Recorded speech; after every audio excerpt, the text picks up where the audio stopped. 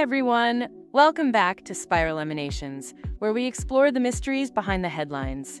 I'm Skye Gracely, broadcasting from sunny Los Angeles. And I'm Reece Barrows, tuning in from London, just after an unusually bright sunrise. It's good to be here, Skye. If you're new, this is the podcast where we look at world events and ask what's really going on beneath all the official stories.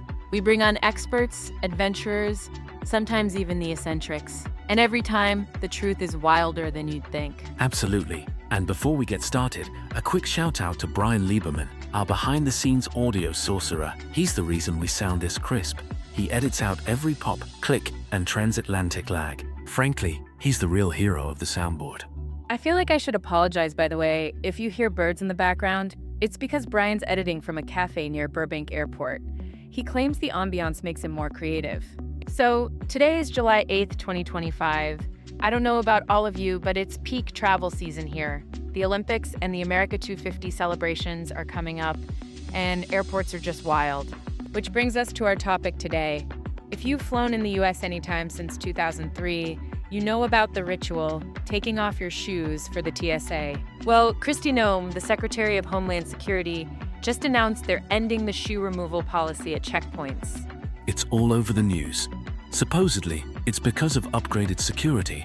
But as always, we're asking, what else might be at play? And we're not traveling alone. I'm so excited to introduce our guest today, Dr. Pierce Latchfield. She's a social anthropologist and the world's leading expert in liminality management and what she calls supernatural etiquette. Her book is In the Presence of the Scaled, and trust me, after reading it, you will never look at an airport lounge the same way again. Thank you, Skye, and hello to everyone listening. It's lovely to join you both. We're thrilled you're here, Dr. Latchfield. This one will be fascinating, I can tell already. All right, let's get started. Shoes on or off, you're gonna want to stay for this journey. Let's ground ourselves in what's changed. The new policy says most travelers in the US no longer need to remove their shoes at TSA checkpoints.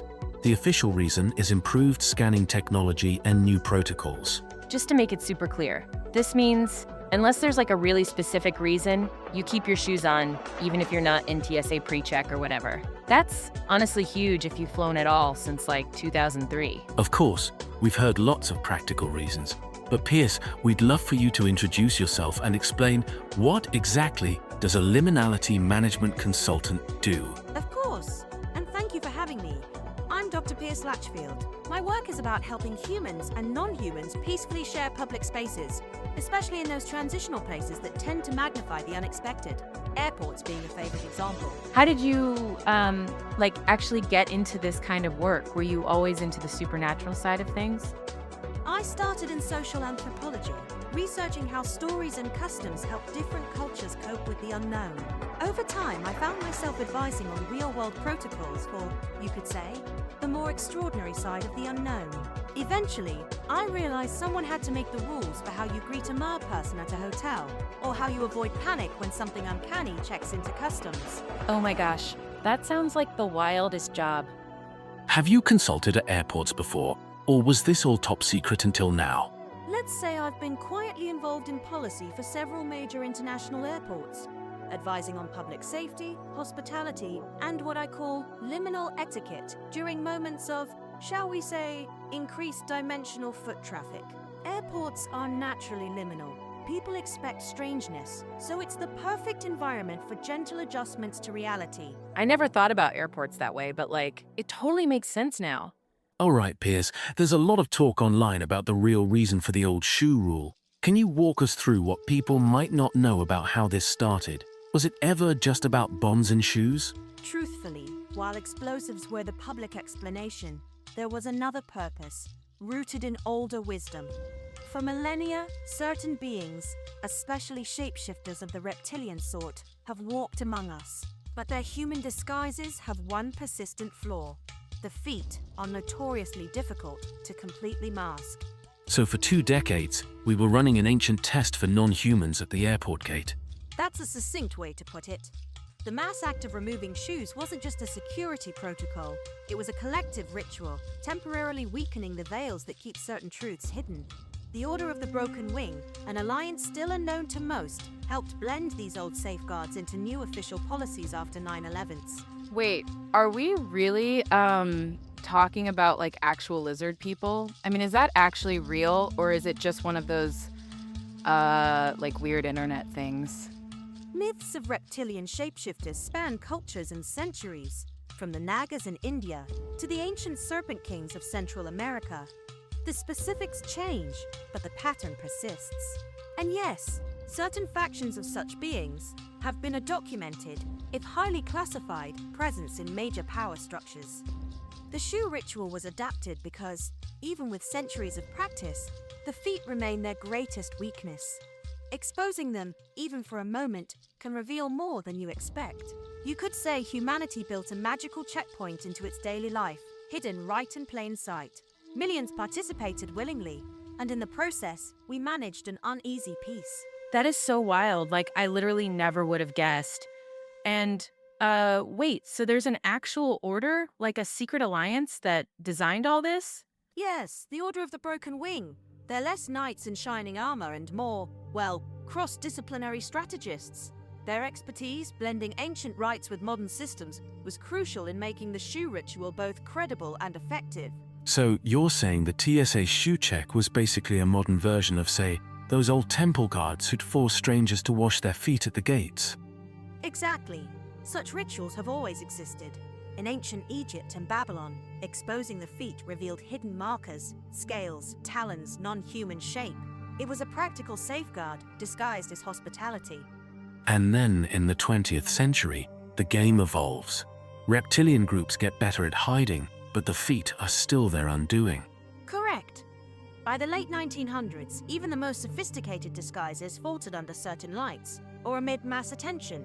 It took only a spark, a shoe bomb scare, for both sides to meet discreetly beneath Denver International Airport. There, human leaders and reptilian envoys, like the Grell, a notorious defector, agreed on a shared reality check.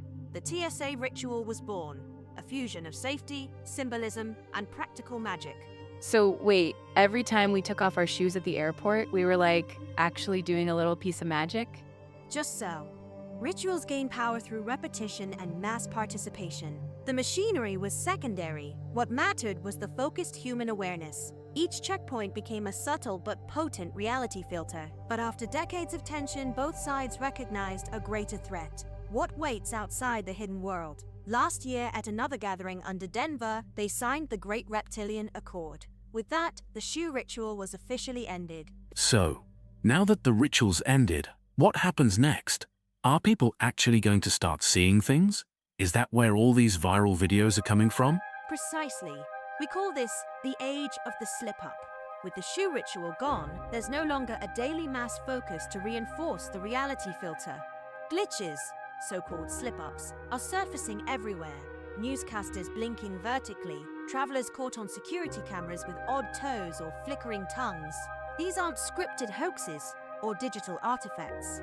They're brief, genuine ruptures in the mask, often unnoticed except by hypersensitive viewers or those who've had reason to look before. Of course, the world won't suddenly fill with monsters. For most people, these moments remain on the edge of perception. Still, reality is now a little more porous. The internet is just catching up.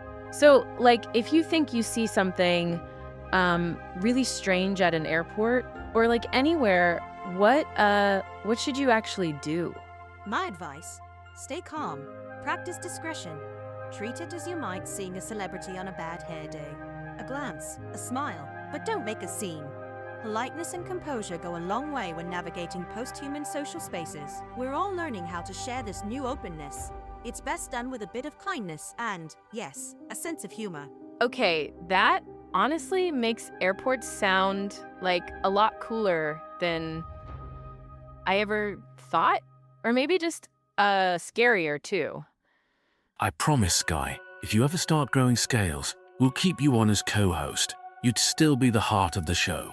Oh, please. Like you'd even notice unless I blinked vertically on camera. Touché. But from now on, I think I'll pay a bit more attention at security. Never know what I'll see. Yeah, same. I'm definitely gonna look at people's toes very differently next time I fly. Dr. Latchfield, thank you so much for coming on the show. I honestly think this is the most fascinating explanation I've ever heard for a travel update. Thank you for inviting me. It's been a pleasure, and perhaps a little illumination. Before we sign off, Dr. Latchfield, where can people find your work if they want to learn more? My book is called In the Presence of the Scaled, available through most major booksellers, although I do recommend independent shops. I also write occasional essays at liminalitymatters.com. Perfect. Everyone, check out her book. It's so good, especially if you like travel stories with a twist. Okay, that's it for this episode of Spiral Emanations. Next week, we'll dive into the tarot and how playing cards might have been smuggled out of ancient Egypt by wandering sorcerers. You're not going to want to miss it. Thank you so much for listening, everyone. Safe travels, happy summer, and hey, maybe it's okay if reality gets a little weirder sometimes. Keep your eyes open. Sometimes the world wants to show you what's really going on. Until next time.